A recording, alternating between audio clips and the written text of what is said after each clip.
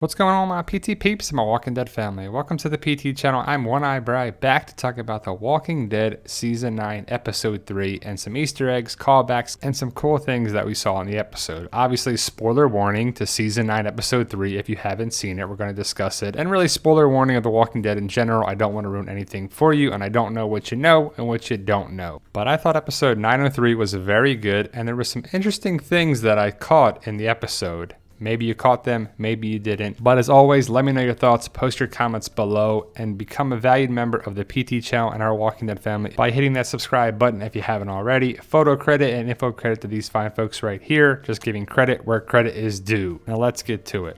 First, right off the bat, you see something on Michonne's left forearm. Is it blood? Is it grease? Is it something else? I think it's grease or something like that, as it doesn't look like blood to me, and the fact that she uses her tongue saliva to wipe it off so easily and without worrying about infection shows me that it's probably not blood. But what do you make of it? What do you think that is? But I think it's grease, because in another trailer that we saw before Season 9 started, we saw something like this, and we're like, what is that? What's wrong with her finger? She's probably cleaning her katana with some grease, maybe a hot dog or something like that. But I think she's just cleaning her katana. And if you saw their teaser trailer for next week's episode, episode 904, you see that Michonne is doing something very interesting and she's killing walkers on her own. Did you pick up on the fact that Rick and Michonne are living in a different house? Or they're using a different door or something there? Because when Rick left his house, he went out a door like this. It looked very different than previous seasons. Also, there's no front porch where Carl's handprints were. We'll talk about that in a second. But remember when Carl and Negan were in the kitchen? That looks pretty different than the kitchen Michonne was in when she had her katana on the back shelf. The kitchen, the side doors look pretty different. So maybe Negan destroyed that house or something happened to the house, or maybe they're not just able to film with that house in Alexandria, as these are real homes in Sonoy and some people live there. Not all the homes are used, but a lot of them. Also, the front porch is different. That's what draws me to the conclusion that that's different. The boards on the wall that we saw are clearly the boards of this right here. They're probably a little different to be on the wall, but you can see the handprints with the blue paint back in Season 8, the montage with Carl and Judith, and the montage with Michonne, Rick, and Judith. A nice connection there. But you see the boards on the wall. A little different panel, a little different color, but to me it's the same stuff. The blue paint hand marks are very nice. We saw this in a trailer for Season 9, so we knew it was coming eventually, but I just like the connection here. Also, you can see the coloring there, and then when Rick goes out, you see the light from the door opening shines right on there. Does that mean that Rick will be joining Carl pretty soon? Maybe it's nothing, but the light shining on there is pretty interesting. The fact that Rick is reading The Wizard of Oz to Judith is pretty interesting. The fact, too, that this is a real Wizard of Oz book that was used in the filming. It's an antique book. Pretty cool stuff. And I would assume that the passage and the story of Wizard of Oz has some symbolism for Rick, Judith, and Michonne. I couldn't make out exactly what it was, but I would assume that the passage that Rick is reading to Judith means something for their relationship and their future. If you watch The Talking Dead, you found out the funny fact that the twins that played Judith on the show thought Rick was Stinky. Stinky Linky was what the nickname was for Andrew Lincoln, and that was a water bottle that Judith is shooting Rick with to make him not stink. I thought it was pretty cute, pretty funny. Stinky Linky. And also the white light was pretty interesting when Michonne and Rick are kissing in the bed and trying to make a baby, I guess, for the future. Will we have a Michonne baby? And I personally hope so. If Rick's going to be gone, the best thing to carry on the Grimes name would be a Rick and Michonne baby. Do you want to see it? Do you not? I know I do. Will it happen? Only time will tell. The tomato was a point of interest, and I thought it's pretty interesting. To me, it represents symbolism of the future, of growth, of moving forward, of where they've come. Also, the red color, they love to have that. But the graves are different now. You don't see the wooden headstones or the cross that was at Carl's grave. Also, where is Carl's hat? I want to know where that is. The grave sites are different. You can see a football helmet, a trophy, a couple other things, some bottles. What are those graves? I would assume Carl's grave is where Rick stopped. Put the tomato down, and what do the rocks represent? I'm not sure. I'm not sure about that one, but clearly Rick being at Carl's grave was a nice touch, and it kind of shows that Rick is still working for the future, still building for the future. He hasn't forgot Carl. He hasn't forgot what Carl wanted. The red tomato, a full, fresh, nice, healthy tomato, was seen here. Also, it was seen in the back of Maggie's cart that Jed took a bite of.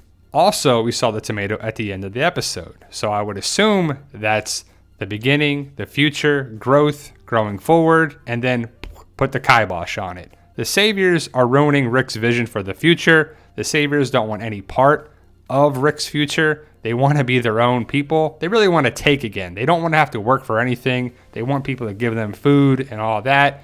Jed is going to take what he wants. The Saviors are going to take what they want. And also, I got a vibe of the forbidden fruit. Since tomato is a fruit, it's not a vegetable, it's actually a fruit. I kind of got that connection as well. And as you can see, a different tomato, obviously, was on the campsite ground that was stepped on by the Saviors. So the future is done. The future is not growing and going in the direction that Rick wants. Rick sees the tomato getting smashed. The hopes and dreams of the future, Carl's vision for the future, is done. So the fruit, symbolic for the future. That's what I got out of it, at least. Glenn 2.0. Well, that's clearly Cal, but I talked about it in another video. And yes, Cal, to me, looks a lot like Glenn here. The fact that he's Asian, yes. The blue shirt, yes. The facial hair and the longer dark hair screams Glenn. To me, Glenn, Cal is a nice connection, but I really hope Cal is not trying to replace Glenn by any means. But the fact that Cal used to look like this, and now he looks so different and so close to what Glenn used to look like, to me is a clear connection. And remember, I gotta say it, Saviors are coming. And it's interesting because Cal dies in the war in the comic book, but still alive on the show. Will he be killed by the Whispers? What do you think? What does this picture remind you of? To me, it's the pilot episode of the Walker fingers coming through the cafeteria doors in the hospital. It's a clear connection there. They talked about it on The Talking Dead. I see a nice Easter egg connection there, and we need more of those. I love to see that. It's a nice callback to the pilot episode, and anytime we get that, I'm excited for it. A nice little connection with the fingers and the walkers coming through, and the walkers didn't come out of the hospital cafeteria, but they did at the cabin, so a nice little difference there. And did you catch this part with the piece of metal on the roof that was attracting the walkers' attention? I don't know why they got rid of it, because it would be a good way to attract the walkers there and keep them there and keep them occupied. Why would you want to get rid of that? You don't want the walkers around you, and you could keep them around this cabin that no one uses. And I thought this was a very cool Easter egg right here. Night of the Living Dead, the truck and the gas pump. The 1960s movie Night of the Living Dead has a clear connection here. The Walking Dead executive producers put this in for a reason. It's the truck that was set on fire in the movie. It's not the same truck, but they found an old truck that looks very similar to it. The gas pump and then the burnt bodies. You might have missed it. It happened super fast as Maggie and Cindy walk by the truck towards the cabin. Clearly an awesome connection to Night of the Living Dead with the truck and the burnt bodies.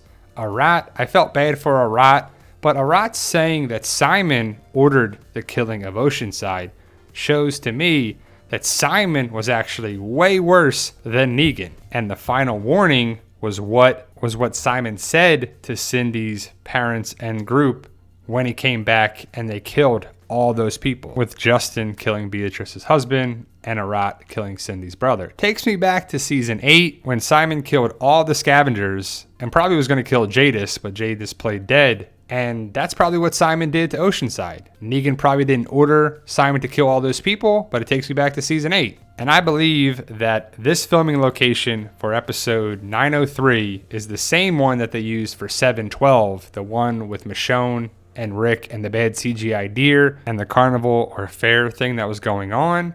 To me, if you look at the background, you can see the architecture and the poles and the coverings. It looks very familiar to me as it was in episode 712. You can see Rick walking down this path. I believe that's the same exact area where Arat was killed. Not a connection in the storyline, but the filming location. It's an abandoned school, I believe. Pretty cool stuff. And we all know that these two are going to be a problem. Well, Jed definitely is going to be a problem. We'll see next episode these saviors coming back around the campsite, probably to get guns. But ultimately, we know that these two not being killed will probably mean some bad consequences for Rick's group going forward. I can't wait to find out. Let me know your thoughts. Did you catch these things? Did I miss anything? I might have. I always like to learn some things as well. I posted some fun things. Maybe you saw them, maybe you didn't. What do you think is on Michonne's forearm?